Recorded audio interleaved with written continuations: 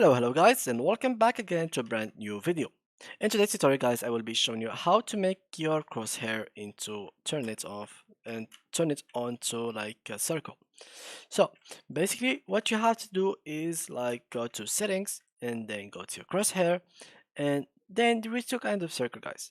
There is the dot circle, which is this one, so something around this. So let me just find it, which is like small dot, which is small circle if you can see it.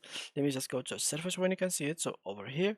So this is the dot, and there is the kind of dot what you can like a big circle that you can find them in like any kind of Valorant crosshair websites.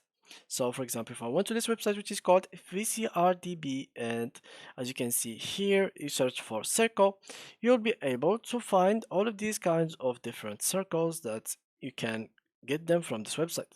For example, there is this circle or this one. You can just copy this code. So click here, copy code, and then you can just go, for example, profile 4, go here, import, paste, imports again, and okay. And as you can see, here is the circle in my screen. So now if I click here, for example, it is pretty much decent. So let's click on start. Here we go.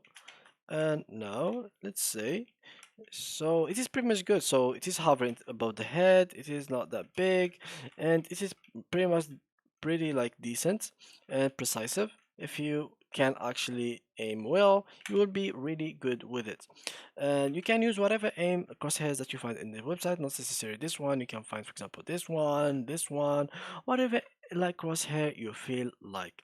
So for example, let's try another one, which is something like this. Copy code, the same thing, go to settings, general, import, paste the code, click on import twice, and okay, and here we go. This is the new aim that we have copied.